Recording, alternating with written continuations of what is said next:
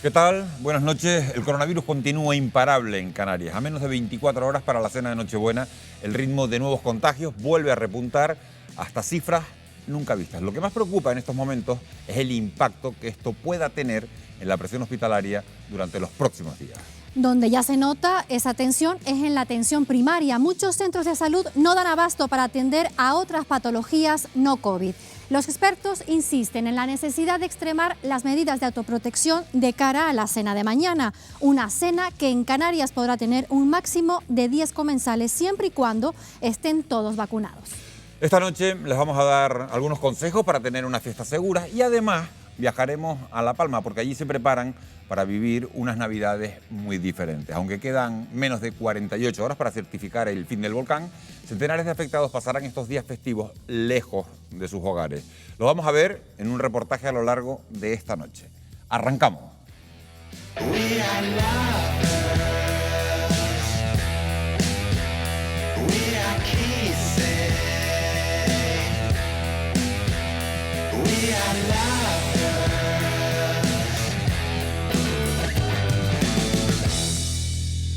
El foco informativo de esta noche lo acapara el coronavirus y para hablar de esta sexta ola contamos esta noche con varios invitados. Nos acompaña Natacha Sujanani, que es directora gerente del Hospital Universitario Nuestra Señora La Candelaria. Buenas noches. Buenas noches, Miguel Ángel. Ibelice Barrios, inmunóloga. Buenas noches, Ibelice. Hola, buenas noches. Gracias por acompañarnos. Está con nosotros también Amos García, que es presidente de la Asociación Española de Vacunología. Amos García, buenas noches. Buenas noches, Miguel Ángel. Bienvenido. Y está con nosotros también Ana Daria, subdirectora del área de la gerencia de atención primaria de Tenerife. Ana Daria. Hola, buenas noches. Buenas noches. Como les decíamos, Canarias vuelve a anotar un máximo de contagios a menos de 24 horas para la cena de Nochebuena. Estamos ante las segundas Navidades condicionadas por el coronavirus, pero en una situación muy distinta. ¿Tienes más datos, Laura, que nos puedes ofrecer y que nos puedan ayudar a tener una radiografía de todo lo que está aconteciendo? Efectivamente, Miguel Ángel. Este mes de diciembre será recordado por la gran explosión de casos de coronavirus sin precedentes en Canarias. Y a 24 horas de celebrar la Nochebuena, vamos a comparar cómo afrontamos estos encuentros y cuál era la incidencia este mismo día hace justo un año.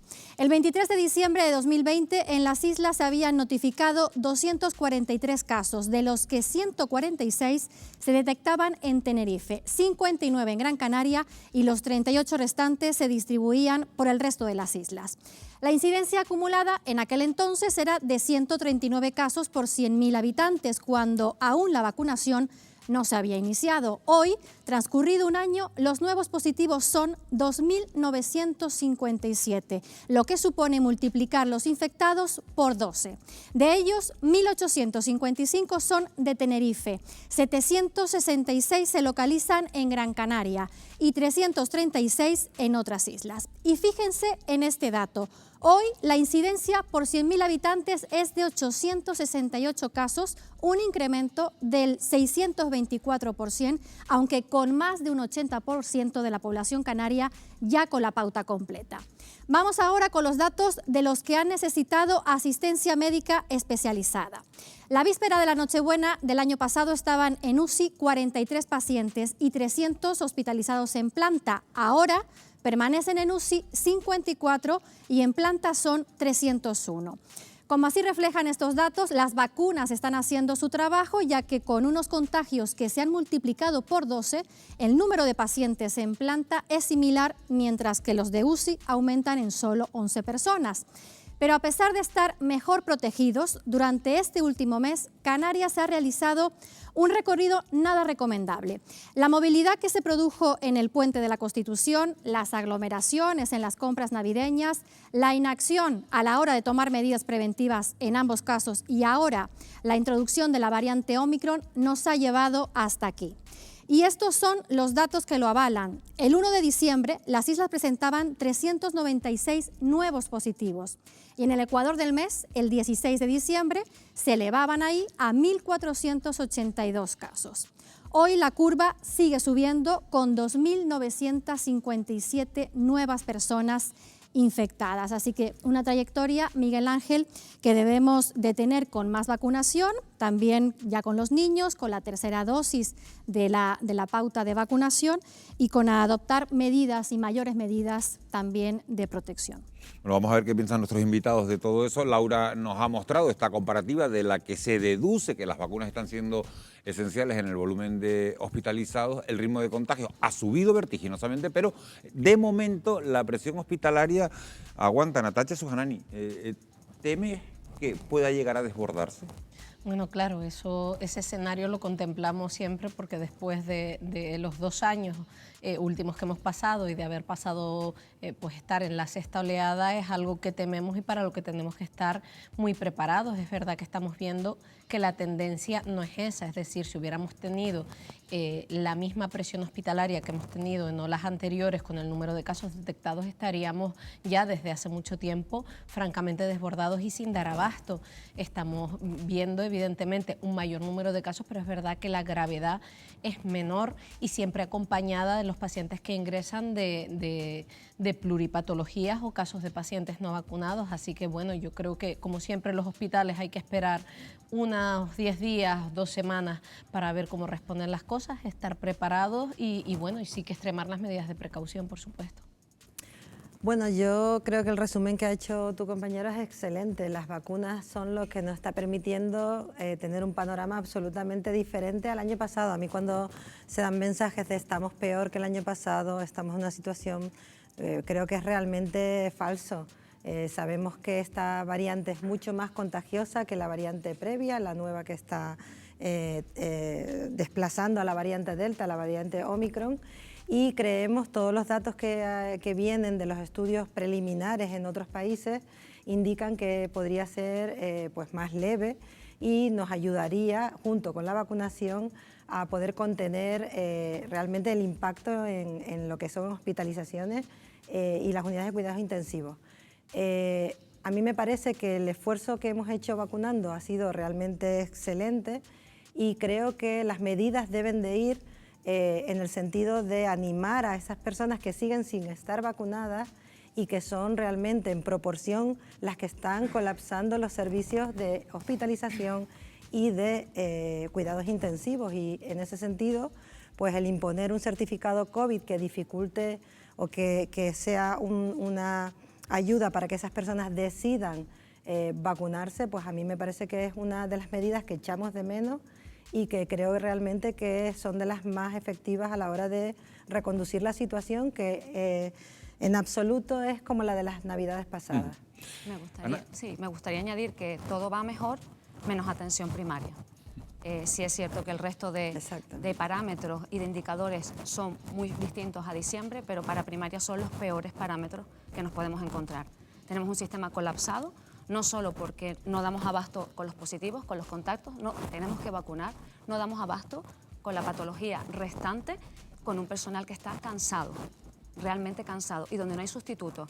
Es decir, que cuando primaria se termine de bloquear, no va a haber sustituto.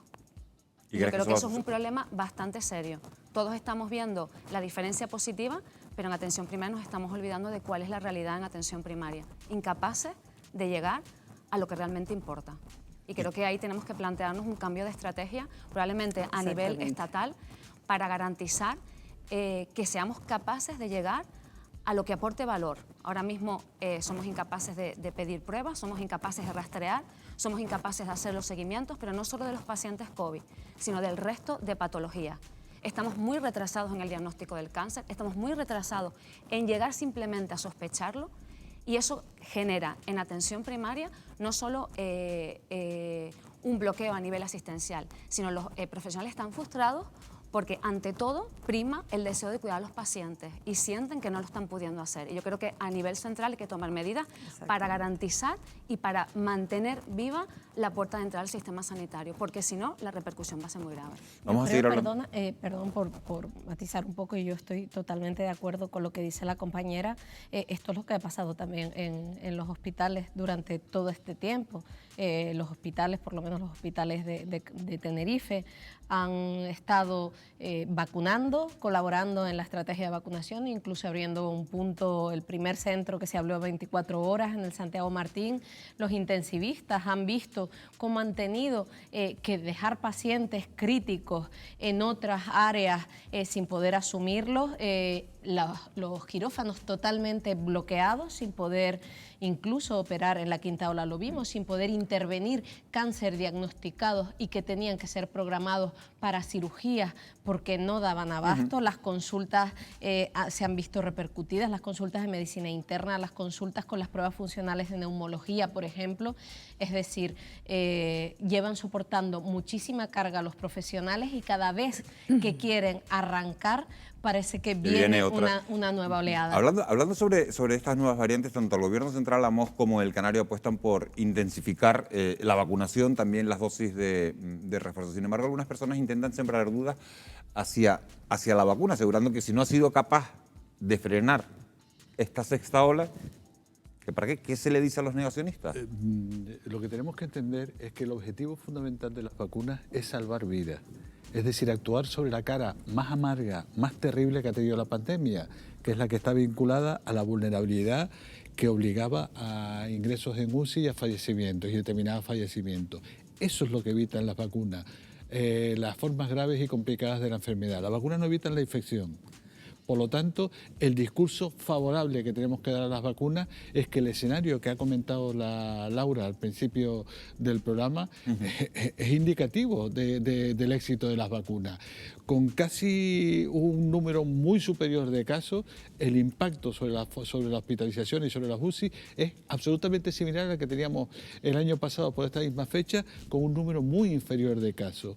De cualquier manera, también tenemos que ser conscientes de que no podemos poner todos los huevos exclusivamente en la cesta de las vacunas. También hay que reforzar el discurso preventivo que ha caracterizado el modo de escenificar nuestra vida a lo largo de la pandemia. Es decir, ya no potenciamos tanto o no recordamos tanto la necesidad de la distancia física, de la ventilación, de la mascarilla, de la higiene, y eso tiene que ir junto a ese mensaje, junto al de la vacunación. ¿Para qué? Para disminuir los riesgos de infección.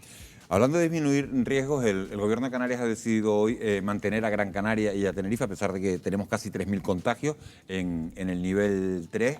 Les pregunto, y adelantar el horario de cierre, eso sí, a la 1 de la mañana. ¿Son acertadas estas medidas? El cierre del ocio nocturno, me refiero a la 1 de la mañana. ¿Son acertadas estas medidas, mantener a Tenerife y Gran Canaria en nivel 3 y adelantar ese cierre a la 1 de la mañana? Lo han hecho porque los parámetros de hospitalización y de unidades de cuidados intensivos pues no estaban en riesgo medio todavía. Yo estoy de acuerdo con, un poco por retomar el tema, que el foco de las medidas tiene que ser cambiar protocolos también para que la primaria pueda estar liberada. No podemos tener una primaria colapsada por casos asintomáticos con rastreos que a día de hoy no llevan a ningún sitio. Creo que todos tenemos que tomar responsabilidad personal de nuestro autocuidado. Sabemos ahora que las personas que están vacunadas y que se infectan, muchas de ellas tienen una enfermedad muy leve. Si eres positivo porque tienes un test diagnóstico que has comprado en una farmacia, no hace falta ir al centro de salud. Te puedes quedar en casa, te aíslas 10 días y avisas a tu contacto. Yo creo que ha llegado el momento de retomar esta enfermedad de otra manera. No podemos seguir haciendo los mismos protocolos, las mismas cosas que hacíamos hace un año, y ese es el error que yo veo más claramente en todas las medidas. La población no entiende que a día de hoy la medida estrella que se anuncia sea la mascarilla en los exteriores, cuando sabíamos perfectamente que la mascarilla donde hace falta ponérsela y ponérsela bien es en los interiores. ¿Se sabe, Natacha, qué variante está detrás de la mayoría de los ingresos en la UCI en Canarias? ¿Delta u Omicron? Ahora mismo se está haciendo la secuenciación desde el laboratorio de microbiología del Hospital Universitario de la Candelaria, y es cierto que está habiendo un cierto predominio de la variante Omicron, pero en casos seleccionados de las muestras que llegan. No se ha hecho un estudio específico en los pacientes hospitalizados. Sí en los casos que hay a nivel ambulatorio, pero no de los casos que están hospitalizados. No tenemos ese dato ahora mismo, por lo menos en el dato me han dado a mí del Valdebrón, que sí tienen 18 pacientes hospitalizados, 19. 18 eran de variante Delta y 1 de Omicron, pero todavía no hemos visto pasar tiempo suficiente, quizás para ver en las unidades de cuidados intensivos lo que es evidente, Miguel Ángel, es que de lo que se sabe de la variante Omicron es que tiene un alto poder de contagio. De contagio, pero a lo mejor es menos grave. Hay un informe del Centro Europeo para la Prevención y el Control de las Enfermedades que dice que, bueno, que pueden aumentar las hospitalizaciones y las muertes con la llegada de Omicron. Sin embargo, en Sudáfrica eso no ha ocurrido y dicen que, bueno, que está afectando 9 veces menos a los hospitales que las variantes anteriores. Sí, es posible. Yo no me atrevo a asegurar... 9 veces menos en Sudáfrica. Sí, yo no me atrevo a asegurar con rotundidad científica que eso va a ser así, porque todavía hay que ganar información al respecto. Pero lo que es evidente es que de lo que sabemos es de que tiene una alta capacidad de contagio. Y que sí es cierto que la mayoría de los casos que han sido estudiados han tenido una clínica afortunadamente leve, pero también se han estudiado en personas jóvenes donde el impacto clínico de la enfermedad suele ser más leve, con lo cual todavía hay que tener esperanza, pero un cierto perfil de prudencia. Yo a lo que me refería cuando hablaba de su alto poder de contagio es que va a ser la variante predominante, eso es evidente, eso es evidente. En su momento decíamos lo mismo de la variante Delta cuando apareció, tenía una tasa de un poder de contagio superior al que tenían las variantes anteriores y por lo tanto era cuestión de tiempo que se convirtiera en la predominante. En estos momentos aparece la Omicron, que todavía tiene una mayor capacidad de transmisibilidad. De contagio, pero en el Reino Unido pasa como en Sudáfrica, que también están un poco convencidos de que está teniendo como menos incidencia en la presión hospitalaria.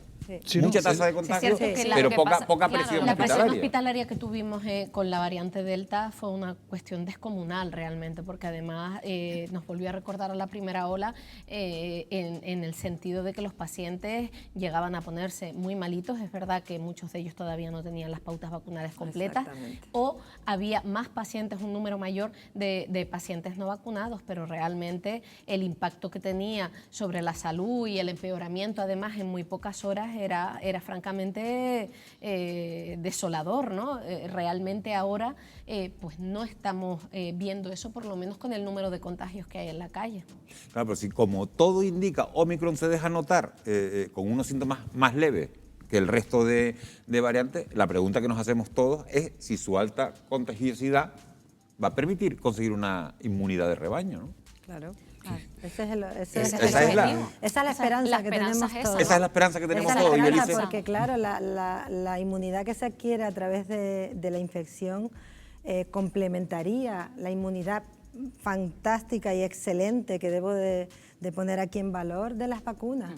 Entonces, no podemos confiar del todo porque todavía, como ha dicho Amos, no tenemos los datos desglosados por edades ni por background genético. No es lo mismo una población africana que nosotros, que los de Reino Unido, pero si caminamos en ese sentido, pues debería de ser una situación que vaya a ir a mejor. Tendremos muchos contagios, pero si son muy leves, pues habrá que hacer los cambios de protocolos para que esto se maneje de una manera diferente, que no nos bloquee e impida atender correctamente otras patologías. Que siempre parece que las medidas vienen como detrás, ¿no? Que aparece un escenario y hay poca agilidad para aplicar las medidas a esos nuevos escenarios. Yo creo que ante esto, evidentemente, los protocolos hay que cambiarlos para poder seguir dando respuesta a las personas que siguen enfermando y siguen muriendo de otras patologías y que se están quedando ahí. Y Natacha, los protocolos hay que cambiarlos, pero ahora es el momento de abogar a la responsabilidad personal y de la sociedad. Es decir, yo creo que ya no estamos en tiempo de cambiar de niveles, no está ahí el problema. Yo creo que ya cada uno debe de ser, tenemos la información, la podemos obtener, la página del Ministerio, el Servicio Canario aporta toda la información de qué hacer cuando uno tiene COVID o es contacto estrecho.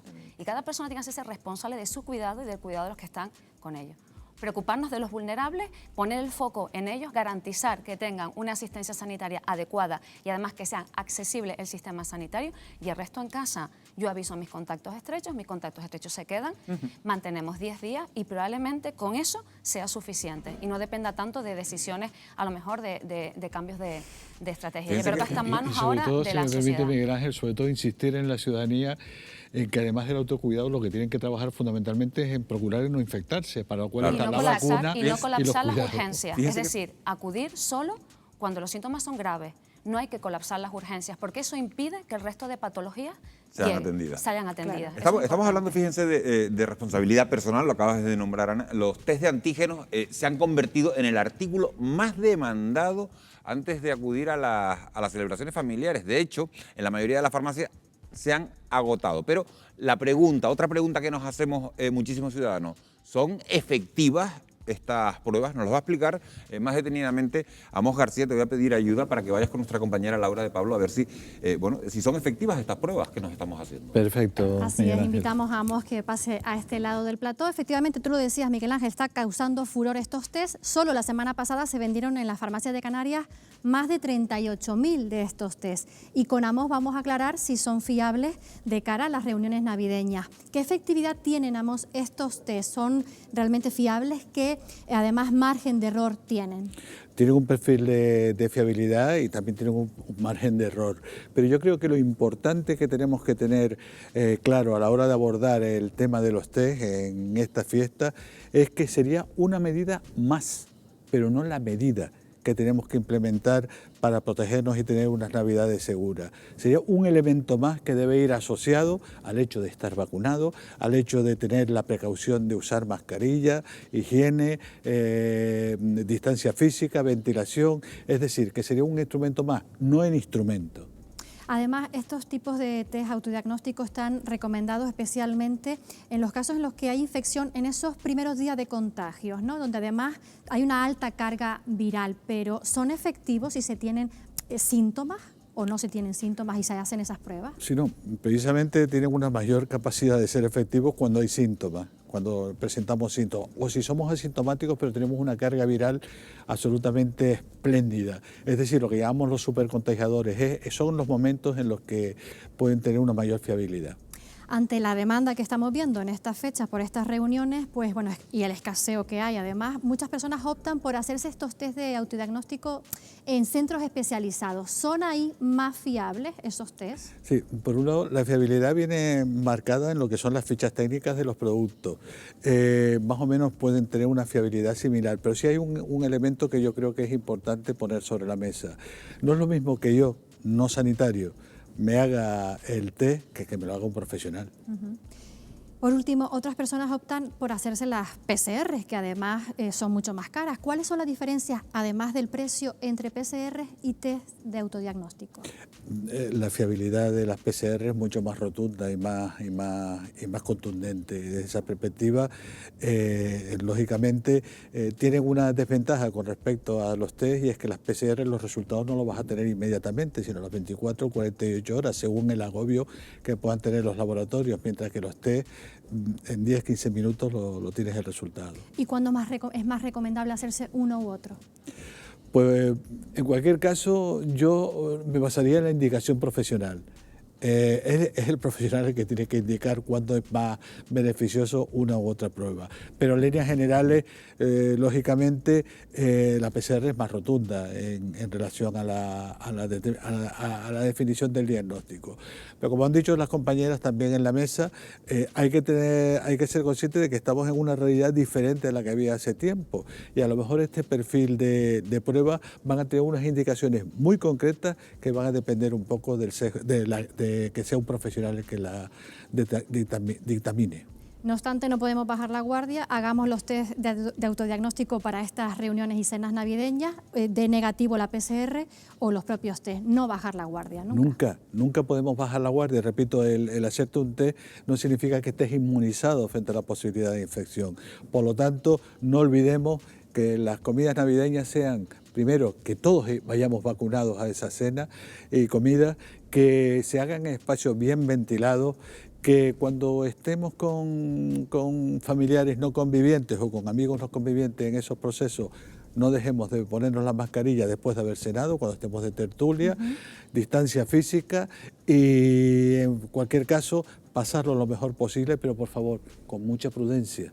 Mucha prudencia. Nos quedamos con esa recomendación. Amos, le invito a que vuelva a la mesa para seguir con el debate. Muchas gracias. Bueno, pues lo ha Laura. dicho Amos García, prudencia, sentido común en estas reuniones navideñas. Y no fiarlo todo a los test. Gracias, Laura, como ha dicho Amos García.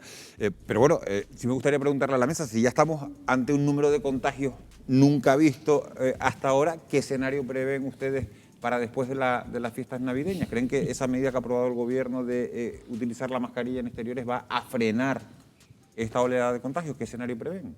Yo creo que en este momento no. No, ahora en este mismo momento estamos, la mascarilla en exteriores no creo que sea una medida que pueda aportar excesivo valor. Sí que creo que donde hay que cuidarse es en el interior y de hecho lo estamos viendo, el quitarte la mascarilla al interior, sobre todo compartir mesa, compartir comida, etcétera, en la que es muy fácil que al hablar pues haya un mayor contacto, sean más de 15 minutos.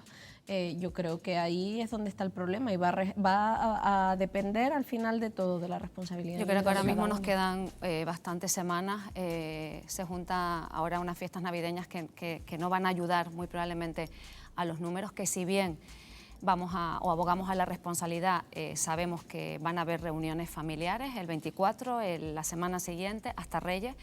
Sí es cierto que la tendencia será llegar a un pico que probablemente no esté muy lejos de más allá dentro de 4 o 6 semanas y volvamos a estabilizar. Yo creo que obviamente, además desde Salud Pública, así lo venimos viendo ya hace un par de días, que aunque los números parecen, hay ciertos indicadores que ven un enlentecimiento del crecimiento y que, como pasó en el resto de olas, volveremos a bajar. Pero creo que ahora mismo no son semanas fáciles las que nos quedan por delante.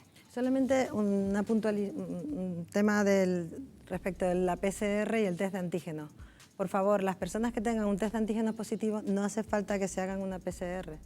Debemos ya de liberar este tipo de ideas de que es necesario confirmar con una PCR. Yo sé que hay muchas empresas que están exigiendo PCRs para dar las bajas y eso es otro tema que habrá que solucionar. Las empresas no pueden supeditarse a que la atención primaria y los laboratorios estemos saturados porque las personas tienen que coger una baja por una burocracia de que tenga que ser por PCR. Si tú tienes un test de antígeno positivo, aíslate 10 días, avisa a tus contactos, solamente si tienes una enfermedad grave que tú creas que pueda comprometer tu salud, acude a urgencias. Hay otra pregunta otra cuestión que me gustaría poner sobre la mesa. En muchas familias ahora mismo se están planteando un debate: ¿qué hacer con los no vacunados? ¿Es conveniente que compartan mesa estos días de Navidad con quien sí está vacunado? Yo lo que creo que la estrategia que debe seguir esa familia es tratar de convencer a una persona que está haciendo una irresponsabilidad manifiesta en el contexto de la situación en que estamos para que se vacune. Yo procuraría que en mi contexto familiar, que afortunadamente todos estamos vacunados y protegidos, procuraría en relación a algún familiar no vacunado, no contactar con él, fundamentalmente porque hay que crear cultura de salud, y una persona no vacunada en estos momentos es un sujeto que está dentro de una manifiesta irresponsabilidad. Es algo tan sencillo como ser conscientes de que lo que tenemos que suministrar es ciencia. Y sin embargo estamos cayendo en la inconsciencia en relación a esos comportamientos. Aparte de la gravedad que Creo supone. que todas están asintiendo que... Claro, aparte del riesgo que supone no estar vacunado, compartiendo con muchas personas para proteger una cena, para proteger. Es que además el que está vacunado es altruista con el que no está vacunado. Te quiero proteger porque no lo está. O sea, es una responsabilidad por parte del que no se vacuna, pero yo sí te voy a proteger estando vacunado. ¿No? Es una doble lectura, ¿no? De no vengas porque es una responsabilidad, pero porque además corres riesgo de ponerte muy malito con el COVID. Ahora mismo hay miles de personas que pueden estar infectadas por coronavirus, pero que pueden entrar con un pasaporte COVID donde quieran. ¿Tiene, por tanto, utilidad científica? El pasaporte COVID... Si está infectado no puede entrar a cualquier sitio. Si estás infectado... Bueno, pero que puede estar sin saberlo, claro. No, si tienes un test negativo, no, evidentemente no, tienes que estar aislado. Evidentemente. ¿Tú te refieres a que los vacunados... Claro, a que los vacunados pueden contagiar. Igual que un no vacunado. Exacto. Bueno, eso no es verdad. Entonces digo que sí. Eso no es verdad. Los no vacunados contagian mucho más porque contagian más días. Sabemos que las personas vacunadas pueden tener cargas virales parecidas a los no vacunados, pero los días que están con esas cargas virales altas son menos, con lo cual ya hay muchas evidencias de que los convivientes de personas vacunadas se infectan mucho menos que los convivientes. O sea, que sí es útil el pasaporte. Bueno, es útil porque además creo que es necesario pues tener un elemento, digamos, para que esta persona que no se vacuna, digamos, por responsabilidad, como decíamos, pues al menos lo haga porque no puede ir al gimnasio. Y también, como decía Ana, yo creo que es una forma de cuidar el sistema sanitario, es decir, un pasaporte COVID para entrar porque todos estamos vacunados y es evidente, porque así lo demuestran los datos y la ciencia, el vacunado que se contagia pasa la enfermedad de una forma más leve. El no vacunado es el que se pone enfermo y hace uso del sistema sanitario público, colapsando las UCI y colapsando los hospitales, además de colapsar la atención primaria. Con lo cual, por un sentido de responsabilidad colectiva, no te dejo entrar a un lugar donde te puedes contagiar y tú nos vas a colapsar el sistema. Les quiero hacer una pregunta con respuesta rápida porque nos vamos a ir a publicidad. El millonario y filántropo Bill Gates ha puesto fecha al final de la pandemia por coronavirus. Según él, la ola de Omicron va a durar menos de 3 meses y según él, la pandemia va a terminar a lo largo de 2022. ¿Comparten ese pronóstico? La OMS lo ha dicho esta mañana. La OMS lo ha dicho esta mañana, que la pandemia finalizará en el 2022. Y 2022. probablemente tenga, pues Sí. esta variante Omicron, al perder esa capacidad, ¿no?, de violencia, sea, pues ojalá, la última variante. Bueno, Ana daría sí. ¿Y Belice? Debemos vacunar a otros países que no lo estamos es lo que iba a haciendo. decir. Exacto. Efectivamente, va a depender fundamental. de eso. Vamos Va a tener depender que de eso. vacunar a las personas que están sin vacunar en nuestro país. Vamos a tener que reforzar a las personas que necesiten ser reforzadas, no todas, pero sobre todo tenemos que darnos cuenta que esto es una pandemia mundial. Si no vacunamos en el resto del mundo, no sé lo que va a pasar. Ese pronóstico que hace Bill Gates, no lo sé si se podrá cumplir. Sí, el pronóstico de Bill Gates podría estar asociado a que estaremos mejor en los países desarrollados, pero eso hay que evaluarlo también de la perspectiva que ha dicho la compañera. Estamos en una pandemia, un problema global que requiere respuestas globales, no exclusivamente recetas locales. El problema no lo vamos a solucionar en Francia, Dinamarca, España, Alemania, Estados Unidos, sino se soluciona también en Burkina Faso, en Guinea-Conakry, en Uganda. Y esto no solo es porque además estaremos gestionando una situación profundamente injusta desde el punto de vista social. Estaremos contribuyendo a una brecha todavía más enorme de la que hay ahora entre países ricos y pobres, sino además por una cuestión de interés epidemiológico. Si dejamos espacios geográficos sin vacunar, allí se van a seguir produciendo casos. Y si se siguen produciendo casos, más posibilidades de aparición de nuevas mutaciones, nuevas variantes que nos podrían terminar Va a afectando a todos. depender Bueno, de eso, sí, sin ninguna Bueno, duda. pues en este punto nos vamos a ir unos minutos a publicidad. Estamos a 24 horas de celebrar la Nochebuena y además de la COVID, en la isla de La Palma afrontan unas navidades muy especiales a las puertas de certificar el final del volcán. Un asunto que vamos a abordar enseguida, a la vuelta de publicidad.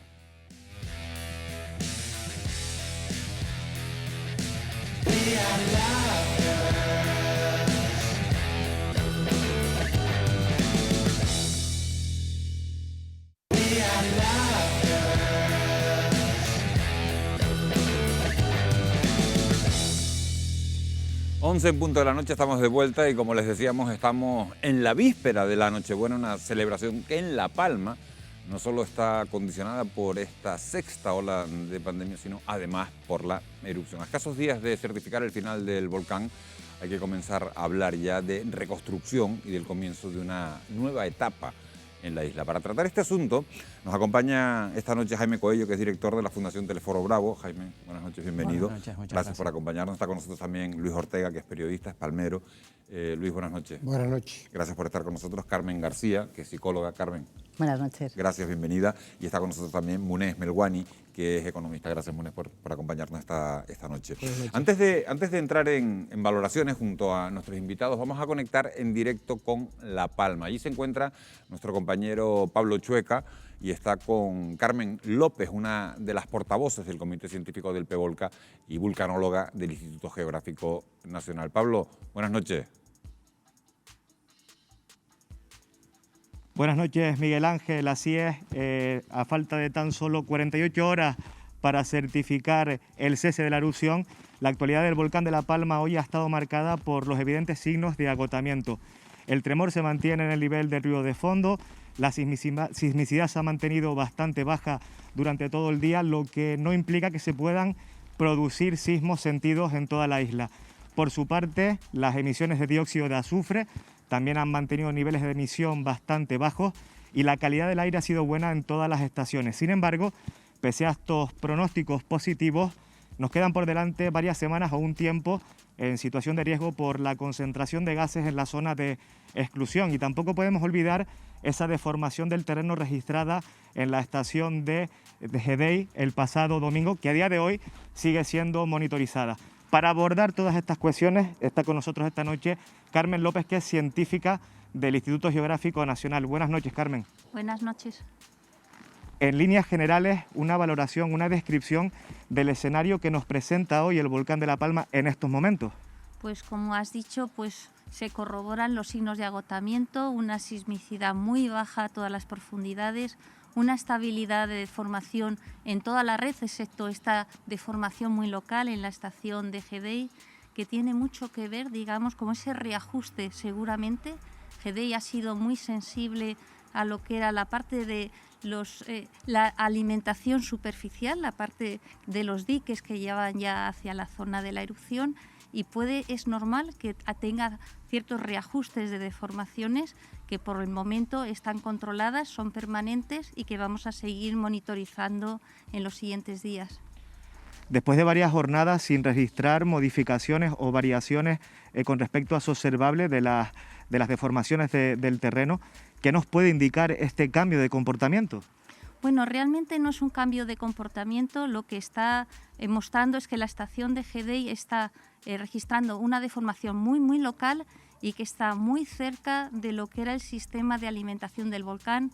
En estos momentos sabemos que este sistema de alimentación está cerrado, ya no alimenta las coladas, no hay material fluyendo, por eso el tremor volcánico no existe. En la estación sísmica lo que registra es el ruido de fondo, pero esta estación está en un sitio tan sensible que está, digamos, también registrando el reajuste de esa deformación, y estos reajustes se pueden producir no solamente ahora, sino una vez finalizada la erupción.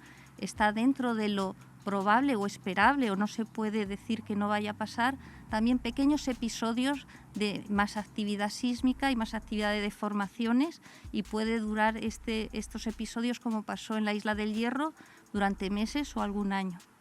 Carmen, todos esperamos que dentro de esas 48 horas se certifique el cese de la erupción, pero de ser así, ¿habría alguna probabilidad de que se pudiera reactivar este proceso eruptivo? Pues tampoco se puede descartar. Lo que sabemos es que además, una vez que finalice la erupción, la emergencia va a continuar. ¿Por qué? Porque hay una serie de peligros que hay que seguir monitorizando, hay que seguirlos estudiando, y tampoco se pueden descartar reactivaciones, fenómenos de reactivación, como hemos dicho, que no tienen por qué culminar en una apertura de un nuevo centro ni en una nueva erupción, simplemente ser ese periodo de reajuste de todo el sistema que ha nutrido a esta erupción, y que es un sistema muy complejo y muy grande. Veíamos sismicidad desde los 35 kilómetros a la superficie y veíamos deformaciones que las modelizábamos también en profundidad. Todo el sistema tiene que tender hacia el equilibrio, pero seguramente a base de pequeños reajustes de actividad residual. Pues Carmen, muchísimas gracias. No queda más que esperar esas 48 horas y esperar que en ese día de Navidad todos los palmeros puedan recibir ese ansiado regalo, la certificación del cese del proceso eruptivo. Gracias, Pablo. Estos últimos meses no han sido fáciles para La Palma, una isla marcada por el 19 de septiembre, fecha en la que el volcán explotó en la zona de Cabeza de Vaca. Han sido meses de incertidumbres, pero sobre todo de preocupaciones y de mucho dolor, cuando ahora el destino ha querido que el final de la erupción coincida con la Navidad. Un nuevo tiempo para la esperanza y para el inicio de la reconstrucción. Así lo están viviendo en la Isla Bonita. Renacerás entre cenizas como semilla de esperanza, Isla Bonita, con piel de lava y con el corazón de fuego. Verás bailar las olas bajo el aguacero. Renacerás fuerte y valiente, como tu mar, como tu sol, como tu gente. Jugando a ser gaviota volarás seguro, y mano a mano encenderemos el futuro.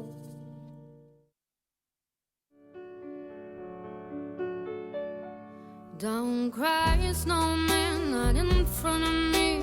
Who'll get your tears if you can't catch me, darling. If you can't catch me, darling. Yo vivía en Todoque con mi familia. Ese 19 de septiembre salió el volcán a las 3:10 de la tarde y nada, recogimos todo y nos fuimos. No esperamos a que nos vinieran a avisar, sino nos fuimos para casa de mis suegros. Al final pues vinimos a dar a este lugar con una habitación, con 2 camitas individuales y luego bueno pues esta habitación comedor, cocina. Otros años las navidades pues bueno se celebraban pues algunas veces en casa. Este año no va a ser posible. I want you to know that I'm never leaving, 'cause I miss the snow till death will be freezing. Yeah, you are my home for all seasons. So come on, let's... Tengo 2 hijas, veinteañeras, y bueno, pues hay que también estar con ellas, ¿no? Para que no se desanimen, el ánimo no decaiga y bueno, y el espíritu de la Navidad esté junto a ellas también, ¿no? Han sido muchos cambios en tan poco tiempo. Mucho, además del volcán, pues el fallecimiento de mis suegros en un mes, pero mantengo mi fe. Al mantener mi fe, al tenerla, pues me hace ver todo esto que está pasando de otra manera, ¿no? Nuestro párroco Alberto sigue ahí y nos ha mantenido viva esa llama, ¿no? It's hard, me the courage of stars. Hola Alberto, ya estamos por aquí.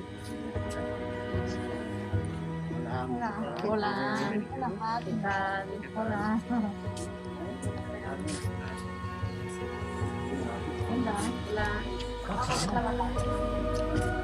El Adviento de por sí siempre ha sido, no solo este año, un tiempo cuya primera llamada es a la esperanza. Y yo creo que en las circunstancias actuales pues cobra un mayor sentido avivar esa esperanza ante un futuro que ahora mismo es incierto, pero que confiamos puede ser bueno, puede ser tiempo de oportunidades, puede ser ocasión para el crecimiento de la isla y también de nuestras comunidades. El cese de la erupción señala que bueno, comienza una nueva etapa, ¿no? Comienza la etapa de la reconstrucción, el tiempo en el que quienes aún conservan sus hogares puedan ir progresivamente regresando a ellos. Todo eso pues, es una señal bonita de esa esperanza que todos deseamos.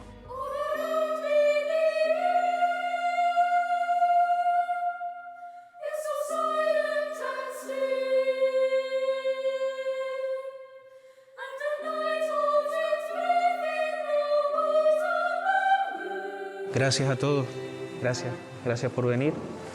Bueno. Y nada, nos vemos en Nochebuena. Pues muy bien. ¿Sí? Dios quiere. Gracias. Vale. Venga.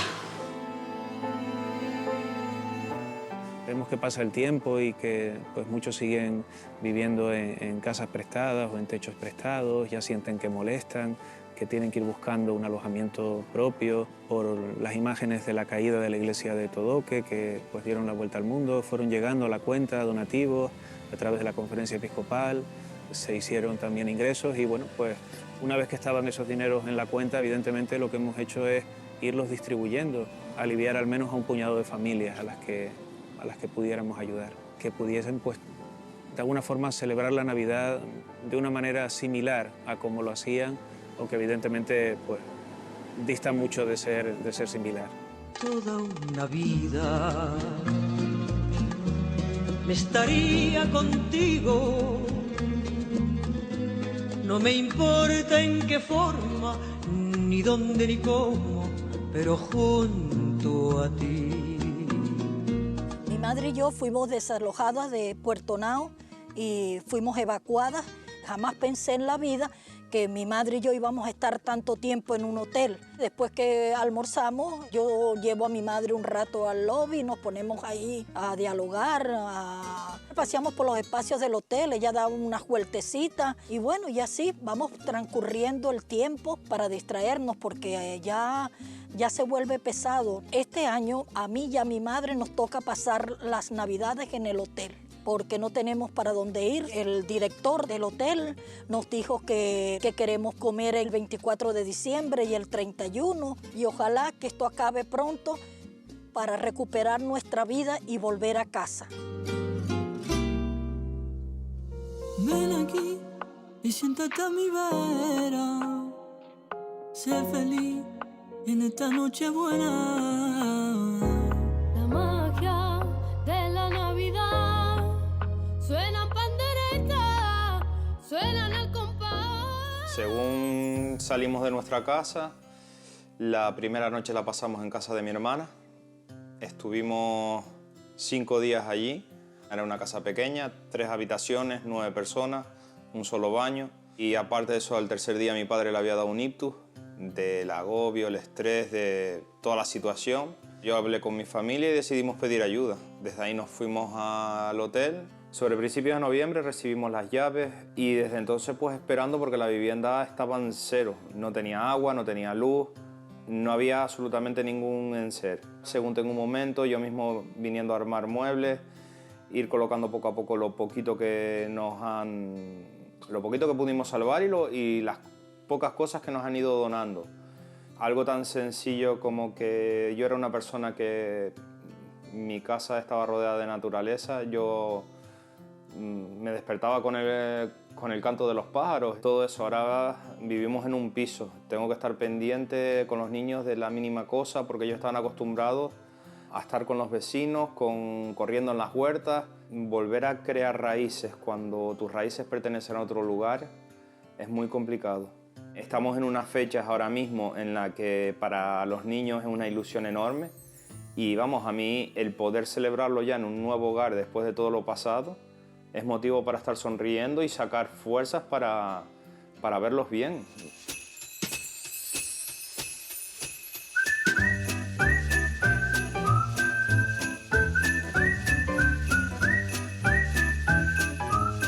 Chicas, chicos, vamos a hacer esta manualidad, ¿vale? Vale. Para el cole, para decorar con motivos navideños. Ha sido un proceso duro porque han perdido su referente tanto de barrio como de centro. Estamos en ubicaciones distintas. Han pasado de ir caminando al cole o en coche a tener que venir en guagua. Y también pues han pasado de tener su casa, de tener sus rutinas diarias, a vivir en otro sitio diferente. Y entonces nuestro cole ahora es el punto de referencia, el punto de encuentro donde vienen y cuentan sus historias, comparten. On a wire told me yesterday that Santa Claus is on his way. Let's get ready for Christmas Day. Pues para ellos ha sido como un cuento. Llegan, te cuentan así pues que han perdido su casa, que han sido evacuados, que ahora viven en otro sitio. Identifica la emoción que están sintiendo y a qué hecho se debe esa emoción. Una vez que lo identifican, lo muestran y siempre les respetamos los espacios. O sea, en cualquier situación que ellos necesiten contar, se les permite el que cuente, que se exprese, si tienen que llorar, si necesitan tener un espacio solos o solas, siempre se les respeta esa emocionalidad.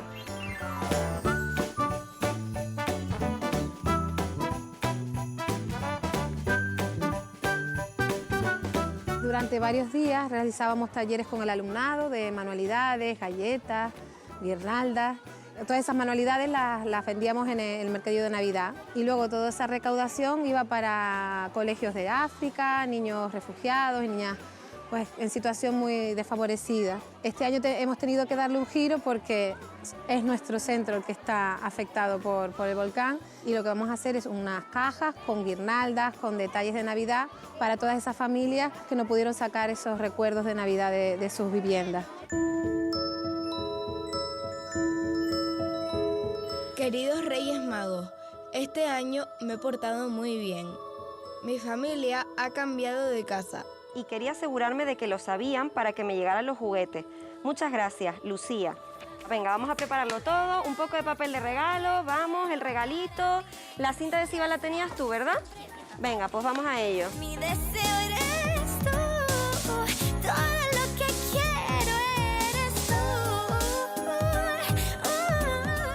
Estamos en la gran fábrica de los Reyes Magos aquí en la isla de La Palma. Son unas navidades atípicas porque evidentemente por la situación que hemos vivido, las familias, muchas de ellas no están en sus casas, los hogares están un poco dispersos, hay personas pues repartidas por toda la isla y con ellos, por supuesto, los niños y las niñas. Sin el trabajo de nuestro voluntariado no haríamos absolutamente nada de las labores que realizamos. Al final a todos nos toca un poco que los niños y las niñas sean felices y que un voluntario o una voluntaria pueda participar en ese proceso, pues preparando, ayudando, apoyando a sus majestades a tener todo a punto para que el 6 de enero esté todo donde tiene que estar, es una gratificación que no se paga con nada, que te emociona el pensar que lo que tú estás haciendo va a hacer que ese niño sonría ese día, que entienda que a pesar de todo lo vivido, estamos ahí, que los Reyes Magos siguen estando ahí y nosotros estamos ahí para apoyarlos. Eso no se paga con nada. Lo que tengo es algo que en la piel me he tatuado alma. Y yo no tengo nada. Si me da vuelta los bolsillos, niña, yo no tengo nada. Pero te miro a los ojillos, yo no tengo nada. Pero tengo tu mirada. Buenos días, chicos. Buenas. Vamos a tomar un poquito de café, que hace mucho frío. Para frío el que hace en el norte, chaval, que está mi familia ya con la calefacción a tope. Madre mía, qué pena.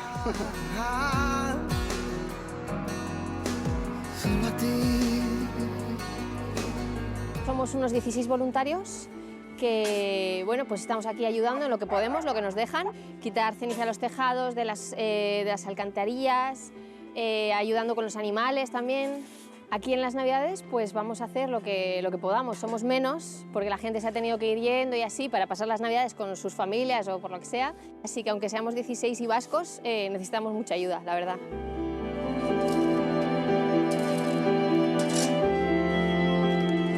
Todos los voluntarios que estamos aquí venimos por una causa principal, que es ayudar a las personas necesitadas. En los 2 meses que llevamos aquí habremos pasado unos 60 voluntarios, nos quedan unos 50 todavía por llegar. Muchos vienen del País Vasco, pero también tenemos gente de Canarias, de la península, de Huelva, de Segovia.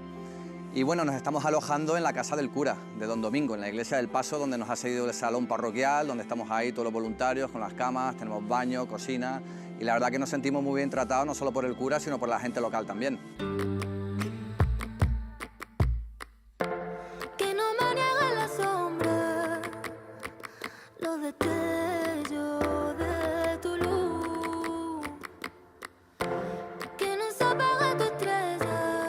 Siempre he tenido el lema de que Dios tiene los brazos abiertos para acogernos y también para dejarnos ir si nos queremos ir. Y entonces, nada, pues digo, la iglesia tiene que estar abierta porque hay que prestar un servicio a toda la gente que llega aquí y no tienen donde acogerse al mal tiempo, donde compartir cualquier situación. Celebrar la Navidad es celebrar que el Señor viene a levantarnos el ánimo, viene a salvarnos, viene a no dejarnos hundir en esta dura realidad. Y aquí, en la Sagrada Familia, no solamente está el templo, sino un salón parroquial que desde el primer momento cuando los del IGN me dijeron si les podía ofrecer un local donde ellos establecerse, les dije que el salón parroquial estaba dispuesto.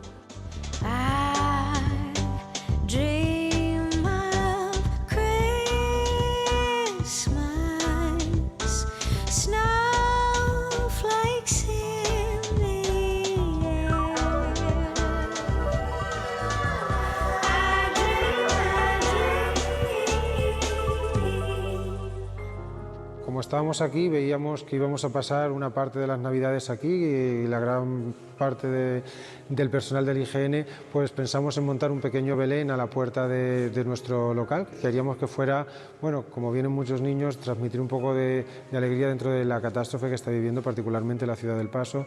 Entonces queríamos hacerlo con algunos productos del volcán. Entonces pensamos en la ceniza, en la pili, las lavas. Cuando lo vio Domingo le gustó mucho y me dijo que por qué no lo hacíamos aquí también en la iglesia, ya que es un centro, la verdad, de peregrinaje de mucha gente de la isla, de las 7 islas e incluso de muchos otros sitios.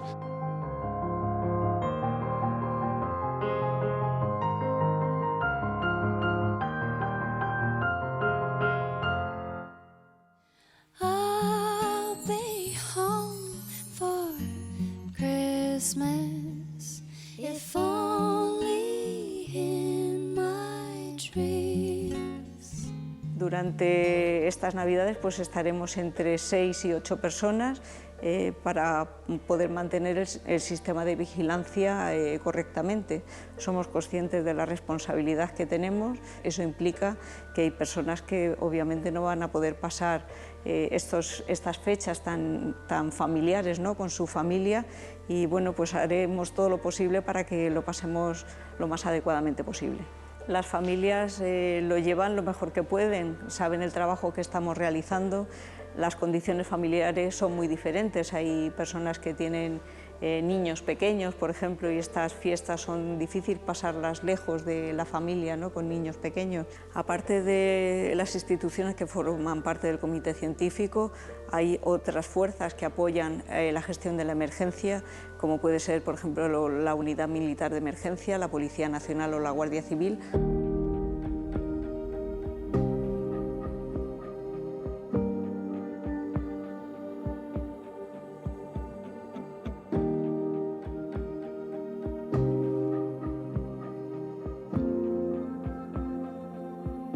Estamos en el fuerte, la que ha sido nuestra casa durante los últimos meses y la que es nuestra casa ahora en Navidad, y donde estamos pues viviendo 240 militares. Pues aquí todos los días son lunes, ¿no?, y también lo son lógicamente en Navidad. Entonces nuestra actividad se mantiene todos los días. En estos momentos nosotros nos intentamos acordar siempre del motivo por el que estamos aquí, ¿no? Y en este caso pues no nos olvidamos de las familias palmeras, que son muchas las que tampoco van a pasar las Navidades que tenían o que les hubiese gustado tener, ¿no?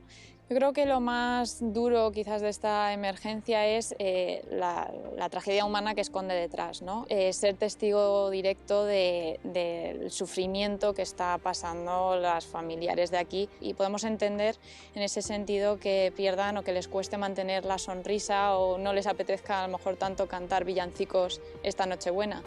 Pero sin embargo vemos también que siguen luchando la ciudadanía por sus negocios, por sus familias y por mantener ese estado de ánimo y esa esperanza.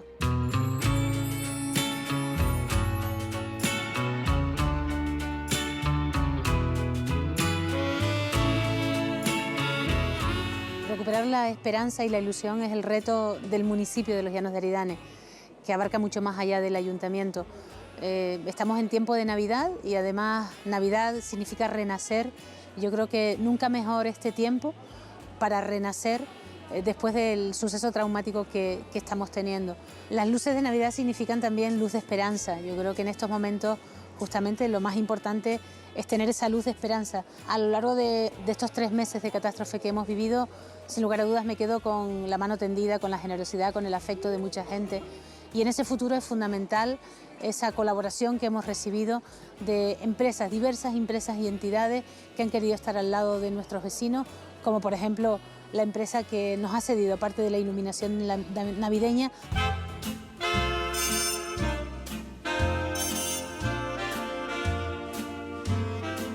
Las luces no son milagrosas, pero crean ilusión a los ciudadanos.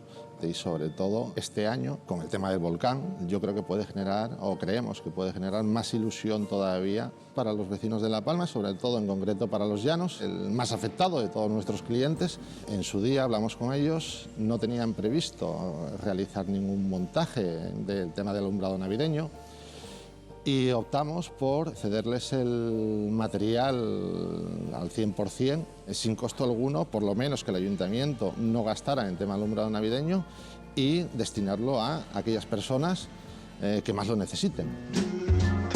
I'm dreaming of a white Christmas, just like the ones I used to know. Nosotros tenemos que empezar a poner los pies en el suelo, lógicamente, la gente tenemos que ayudarla a comprender la realidad y bueno, de la mano ir caminando hacia ese futuro. Yo creo que la ilusión, más allá de la Navidad, tiene que estar en ese proyecto de futuro para la isla. Tenemos que ser capaces de que en el medio plazo conseguir una isla mucho mejor que la que dejamos el día 19 de septiembre. I wanna hear the music play. I wanna dance and laugh and sway. I want a happy holiday. for Christmas. Nosotros hemos puesto luz de Navidad porque entendemos que también hay que celebrar la Navidad y más que nada pensando, digamos, que en los niños, en la juventud y pensando de alguna manera en positivo. Siempre hay que ser esperanzador y tener esperanza, ¿no? Y está claro que hasta de las calamidades y de las desdichas podemos sacar cosas positivas. ¡Feliz Navidad! ¡Feliz Año Nuevo! Que traiga lo bueno, sin miedos y en paz. Llegó Navidad, sin discriminar. Feliz Año Nuevo, sin miedos y en paz. Es impresionante después de todo lo vivido en La Palma y todo lo que queda por delante para la reconstrucción, la resiliencia que han mostrado en el reportaje la mayoría, Luis, de las personas afectadas. Sí, a mí me impresionó ahora mismo una frase que decía el alcalde del Paso, que la meta estaba en construir una isla diferente a la que se perdió, una isla diferente a la del 19 de septiembre. Y yo creo que por ahí tienen que ir los tiros. No es una mera reconstrucción, a lo mejor teníamos que usar unos términos más audaces y empezar a hablar de reinvención, sobre todo para no repetir los errores que han hecho una y otra vez, reconstruir territorios afectados por una naturaleza volcánica como es la Canaria. Ahí me decía Alberto, el párroco de Todoque, que esta situación podría convertirse en tiempo de oportunidades, además de crecimiento para la isla y para establecer nuevos lazos tal vez aún más fuertes entre los vecinos. ¿Es una buena manera de afrontarlo? Yo creo que es la única. Hay que tener en cuenta que a pesar de que esta crisis ha afectado al Valle de Aridane de manera concreta, como decía Luis, a mí curiosamente es que me llamó la atención esa idea de reinventar la isla. La isla como tal ha sufrido ahí, pero la isla tiene que funcionar como un todo y de hecho hay que estudiar si hay posibilidades de que la isla sea más equilibrada. Tenemos que pensar que el norte de La Palma es una España vaciada, es una comarca totalmente vacía. Ahora hay una oportunidad de volver a darle vida también al norte de La Palma. Esto abre un melón completo de posibilidades y toda la isla tiene que aprovecharlas. Bueno, ¿estamos en un tiempo de oportunidades para La Palma? Sí, yo creo que cualquier crisis, pues más allá de adoptar un carácter derrotista, hay que abordarla como tal, ¿no? Como una oportunidad de repensar las cosas, de que no vuelvan a ocurrir, de afrontar, de buscar nuevas oportunidades. Y yo creo que el espíritu canario va de eso, ¿no? Siempre hemos sido pues guerreros, de no arrugarnos ante las adversidades y está todo documentado desde la época de los guanches o incluso antes, ¿no? Carmen, para muchas personas lo más difícil va a ser adaptarse a una nueva vida distinta a la que estaban acostumbrados en un entorno diferente, como hemos visto en el reportaje, y dejando atrás sus raíces. Claro, es que para muchas personas, hay algunos que van a poder volver y seguir más o menos como estaban, pero para otros va a suponer un cambio, como alguien que comentaba en el reportaje. Estoy acostumbrada a vivir en una casa unifamiliar y ahora estoy viviendo en un piso y eso implica volverme a adaptar. Bueno, yo no soy nada partidaria cuando la gente dice tengo que rehacer mi vida, a mí no me gusta esa expresión. Soy mucho más partidaria de decir la vida siempre evoluciona, rehacer parece que es como si se hubiera roto. Es una evolución, a lo mejor es otra etapa distinta, ahora tienen que aprender a vivir de otras maneras. Se necesita tiempo, se necesita paciencia, pero se va a conseguir seguro. Bueno, pues esta es una primera opinión de los 4 integrantes de la mesa. Vamos a hacer un pequeño alto para la publicidad, pero sin abandonar la isla de La Palma. Volvemos enseguida para seguir pulsando la opinión de nuestros tertulianos sobre cómo pasar página después de la erupción en lo emocional, pero también en lo económico y sobre todo cómo reconstruir un lugar para vivir sin el fantasma del desarraigo.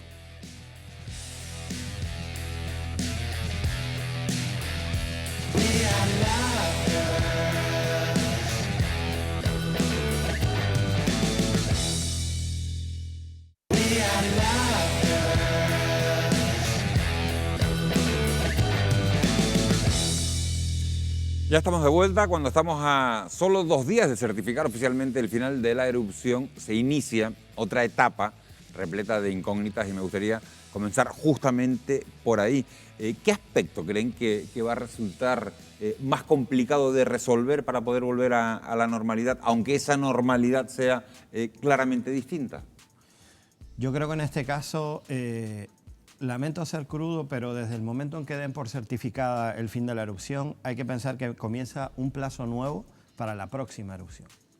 O sea, la dorsal de Cumbre Vieja no ha dicho su última palabra, es una zona volcánicamente activa, de las zonas más activas desde el punto de vista volcánico en el mundo, y sabemos que en 1949 hubo una erupción, 20 años más tarde hubo otra, y 50 años de esa hubo una tercera.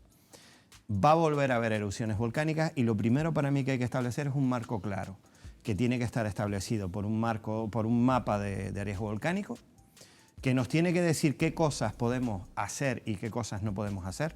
La participación de los científicos en esta fase es tan importante como la anterior.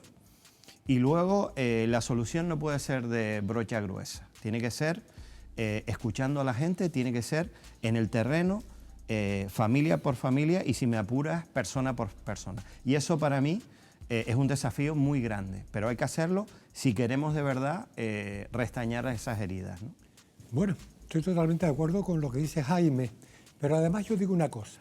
En principio, a todos los damnificados que ya tienen clarificados sus derechos, hay que valorar el trabajo del Consejo General del Notariado y de los notarios que están acreditando mediante acta la propiedad y el uso de esos territorios. Para toda esa gente, que son los verdaderos protagonistas de este drama, hay que buscar una solución igualitaria. ¿Cuál es? Para mí, lo dije el primer día, lo mantengo hoy, la mejor fórmula es una indemnización al precio del día 18 de septiembre. Bien para cultivos, bien para casas, bien para cualquier tipo de negocio que haya resultado afectado. ¿Qué ocurre? Pues bueno, que se han establecido una serie de ayudas públicas, que todavía algunas no han llegado, que ha habido ayudas de esa ola magnífica de solidaridad de todas partes. Pues todo eso se descuenta del justiprecio que pueda pagar el Estado por esa propiedad, y luego dejar a las personas que, del mismo modo que están padeciendo un drama personal, tengan una resolución personal a su medida, a su gusto, que sean libres para decir: yo me quiero quedar cerca de aquí con todo el riesgo volcánico que tiene. Eso está muy bien, pero ¿qué compran? Si no hay ni suelo... Claro, pues le das el dinero, pero no hay suelo y no hay vivienda. ¿Qué compras? Tienen que buscar una alternativa, y buscar una alternativa, pues a lo mejor una la querrán cercana, afrontando el riesgo de vivir en un territorio activo volcánicamente. En segundo lugar, hay gente que ha prometido que es posible sorribar esas montañas de lava, algunas de 48 metros de alto. Eso es una barbaridad. Invocan el volcán de San Juan, que permitió una sorriba, pero una sorriba litoral, ni muchísimo menos la lava tenía ese grueso, y en aquel momento se podía destrozar la isla, porque se cogió tierra de todos lados, se sacrificaron auténticos montes para crear una zona platanera. Eso no es posible hoy. Hay normas ambientales y nos parece un desastre que la naturaleza se agreda de esa manera. ¿Cuál es la solución? La solución es empezar a sentarse, Carmen lo decía muy bien, y empezar a saber los problemas personales con nombre propio. Le quería preguntar a Carmen precisamente por eso. Carmen, una vez que se dé por finalizado el proceso eruptivo, ¿cuál es el reto psicológico que hay que afrontar? Pues el primero, el dejar de estar arriba, emocionalmente hablando, que se ha estado viviendo en la incertidumbre y han sido el foco mediático del mundo entero. Y ahora afrontar la realidad, y es que se va a retirar gran parte de la atención mediática, ellos se van a empezar a sentir abandonados, y es el momento de cumplir esas promesas que se han hecho muy en caliente, algunas pues a lo mejor con intenciones políticas, otras con buenas intenciones, pero se van a empezar a dar cuenta ahora esas personas de cuál es la realidad. Y la realidad es que esto de no se preocupen que todos van a tener sus casas, igual no va a ser así, igual no va a ser así de rápido, y esas personas se van a sentir absolutamente desubicadas y abandonadas. Munes, en el plano económico también es ingente lo que queda por delante. ¿Será realmente, como dice mucha gente, este volcán una oportunidad? Pues debe contemplarse así, ¿no? La verdad que apuntaba el informe del Gobierno de Canarias de principio de diciembre, una valoración provisional, porque todavía están, digamos, un informe activo, ¿no? De 842 millones de pérdidas o de daños económicos, incluyendo lo público, lo privado y digamos, los servicios de intervención de las distintas autoridades para rescate, etcétera. Estamos hablando en términos económicos de importe del 60% del PIB de La Palma, para que te hagas una idea de cifras, ¿no? Y por supuesto hay muchísimo por hacer. Yo creo que el gobierno, las distintas instituciones públicas, tengo que decir que han actuado muy rápido en cuanto a la batería de medidas variopintas de todo tipo de aspectos, ¿no? Fiscales, los bancos, ayudas directas, etcétera. Estamos hablando de 400 millones, la mitad de esa valoración de daños ya activado, ya aprobado. Y es verdad que movilizados realmente hay 140, ¿no? O sea, queda mucho camino por hacer y quedan otros 400 por aprobar, que previsiblemente vendrán, pues, en muchos casos de Europa. Antes hablaba Carmen de un tema que puede ser preocupante, y le pregunto a Luis y a Jaime. La retirada del foco mediático de La Palma, ¿cuáles creen que pueden ser las consecuencias? Pues es inevitable que la retirada ponga en segundo plano este suceso. Los medios y los vendedores de aire comemos de la tragedia más cercana. Habrá otro momento, desgraciadamente, en otro lugar, y se empezarán a olvidar.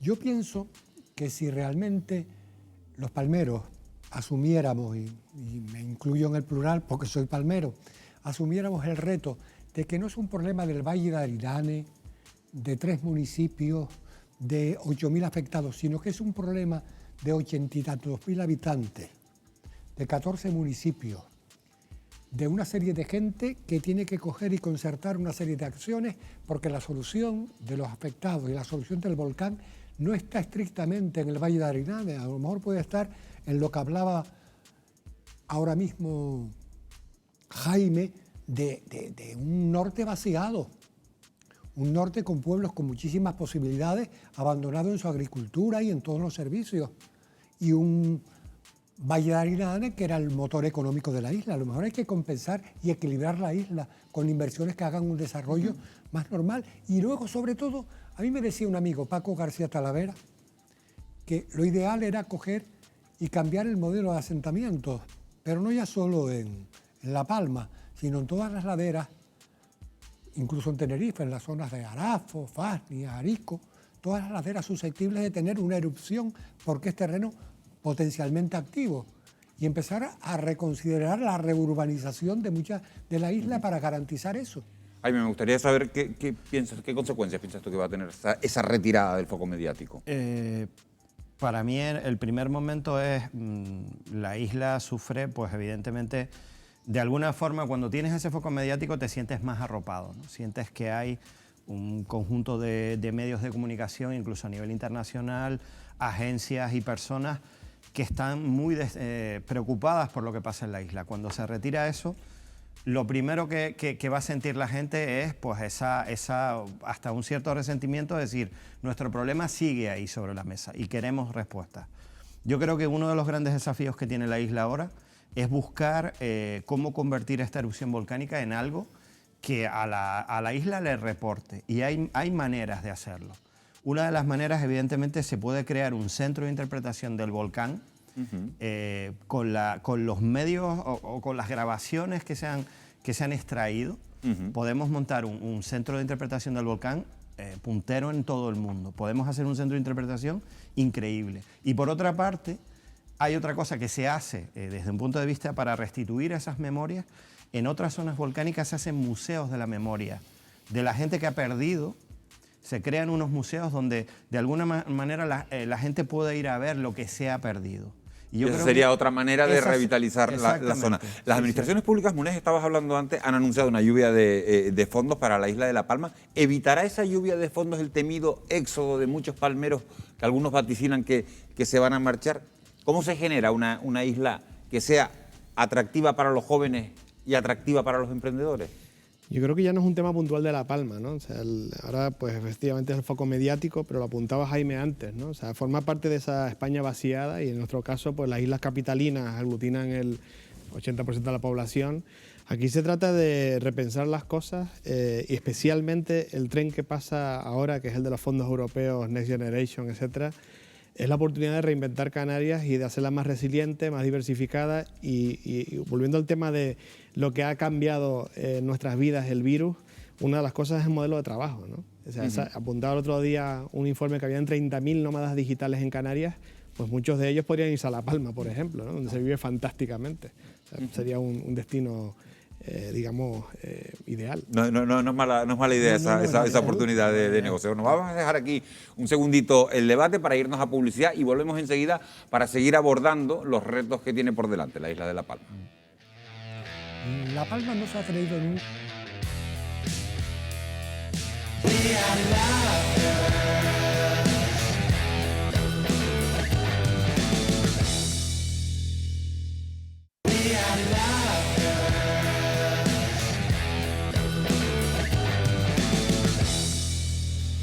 Son las 12 menos 10 de la noche, seguimos en directo en Fuera de Plano. Es momento de hacer balance, de repasar los efectos de esta catástrofe natural que a las 3:12 del 19 de septiembre nos sobresaltaba a todos, arrasando edificaciones, negocios y cultivos.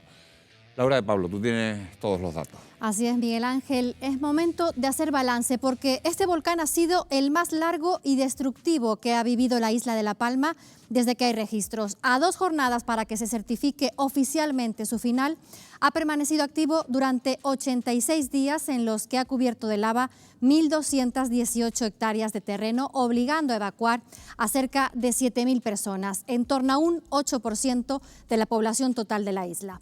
Según datos del catastro, esos ríos de lava han arrasado 1.676 edificaciones, de las que 1.345 son de uso residencial, y la superficie de cultivos afectada supera ya las 370 hectáreas, de las que 228 son plataneras, 68 estaban dedicadas a la viña y 27 al aguacate.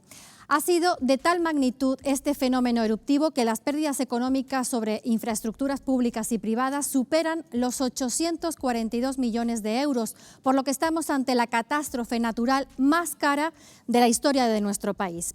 Aunque es difícil saber con exactitud la cantidad de magma emitido, por otra parte, las primeras estimaciones basadas en los datos del satélite del programa Copernicus la fijan en unos 159 millones de metros cúbicos, un volumen colosal. Por su parte, la superficie de las Islas Bajas que ha formado la lava alcanza una extensión de más de 47 hectáreas y el edificio volcánico ha alcanzado una altura de unos 180 metros, con lo que el cráter se alza ya a 1.122 metros sobre el nivel del mar. Los terremotos también han marcado estos casi 3 meses de erupción.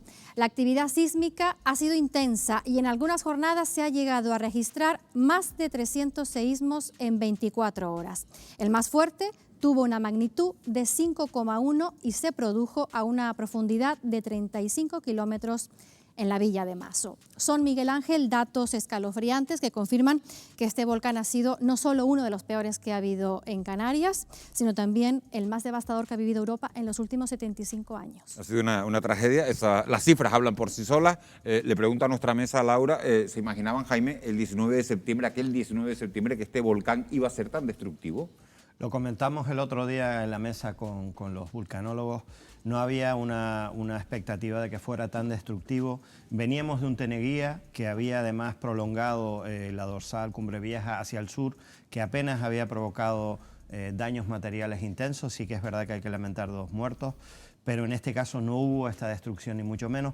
Y yo creo que en el subconsciente colectivo, incluso en la comunidad científica, estaba la idea de que iba a ser algo parecido, iba a ser algo que iba a generar crecimiento de territorio. Si te fijas, una de las cosas que más atención suscitó fue la posibilidad de ganar territorio y de que llegara al mar, pero no, en ningún caso se creyó que fuera a salir en un sitio donde provocó tantos daños, ¿no? En Munez, la evaluación de daños provocados por la erupción volcánica, lo estabas hablando antes, asciende a algo más de 842 millones de euros, según el gobierno de estimaciones del gobierno de Canarias. Estamos hablando de la peor catástrofe natural en la historia de España.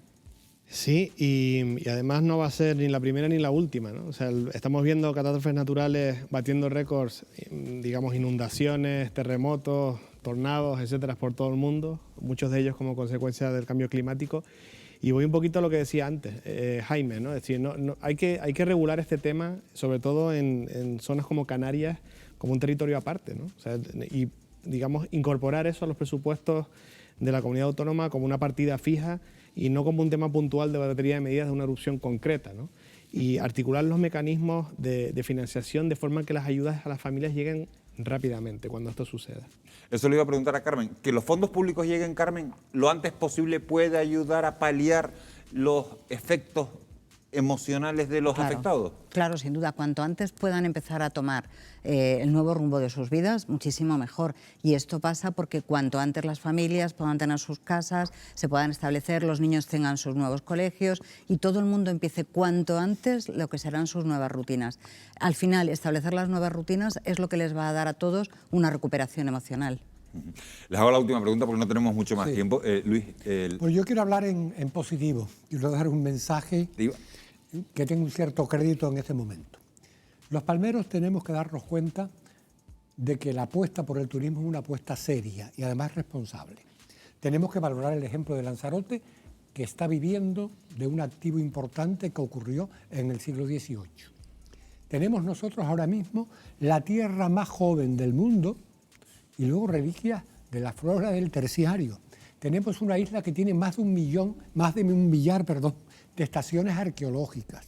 Tenemos un patrimonio monumental repartido por Santa Cruz de la Palma, por San Andrés y Sauces, los Llanos de Aridane, de primera línea. Un clima excepcional, 1000 kilómetros de senderos por sitios increíbles que nos pueden llevar por desiertos, secarrales y por volcanes y por todas las selvas termófilas del norte. Tenemos que creernos los activos que tenemos que ponerlos en valor y tenemos que apostar con una visión global insular por eso. Pero antes, y ahí coincido plenamente con la psicóloga, hay que atender uno por uno los dramas personales de la gente que han sido los auténticos protagonistas del maldito cabeza de vaca.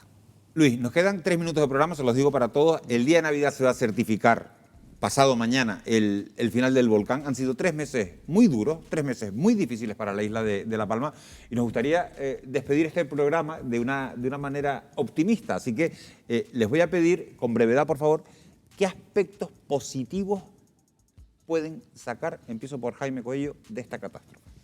Pues es una oportunidad. Hay que tener en cuenta que el volcanismo que tenemos en Canarias en general y este volcán, es verdad que es una de las primeras, o la que se ha llamado la primera erupción urbana, y eso tiene un problema, pero tiene una oportunidad también. Para ver muchos tipos de volcanismo, vamos a poder ir a visitarlo al lado de pueblos y de ciudades. Eso es un atractivo monumental. Y ese cono que ha surgido ahí va a ser un polo de atracción si sabemos, como dice Luis, venderlo correctamente. Muné. Yo sigo pensando... 30 segundos, por favor. Sigo pensando que a pesar de la erupción seguimos siendo, pues, tenemos las islas afortunadas y hay que ponerlas en valor, ¿no? Yo creo que lo que comentaba antes de reinventarnos es algo que hay que hacer no solo para La Palma, sino para el resto de las islas, ¿no? No solo desde el punto de vista turístico, que también, sino también desde el punto de vista laboral, porque tenemos una fiscalidad envidiable y muchos más aspectos que aprovechar. Carmen. Pues yo creo que la mejor enseñanza que podemos sacar es que nada es tan terrible, que mientras sigamos adelante hay que valorar que hemos tenido pérdidas materiales, pero las inmateriales no se pierden nunca. Eso es lo que tenemos que potenciar y tirar para adelante. No hay daños personales. Luis, 20 segundos. Tengo plena confianza en que los palmeros habremos aprendido la lección y ya mañana o pasado mañana, certificando el fin del volcán, estaremos pensando seriamente en lo que tenemos que hacer y pensaremos en islas. No pensaremos ni en el Valle de Aridane, ni en municipios concretos y sobre todo pensaremos en la isla con un capítulo preferencial, que son 7.000 personas que han vivido el drama peor que puede vivir alguien, que es ver roto su proyecto de vida. Bueno, muchísimas gracias a los 4 y sobre todo muchísimas gracias a ustedes por haber estado a esta hora de la noche al otro lado de la pantalla. Nosotros ponemos aquí punto final al programa deseándoles a todos una muy feliz Nochebuena, una estupenda Navidad y nosotros hacemos un parón hasta el próximo 13 de enero porque el día 6 coincide que es el Día de Reyes y el jueves nuestra cita con ustedes sería el día 30 y el día 6, así que volvemos a encontrarnos el 13 de enero. Lo dicho, gracias por su compañía, gracias por su complicidad, que tengan ustedes una muy feliz salida y entrada de año y todo lo mejor para estos días. Feliz noche.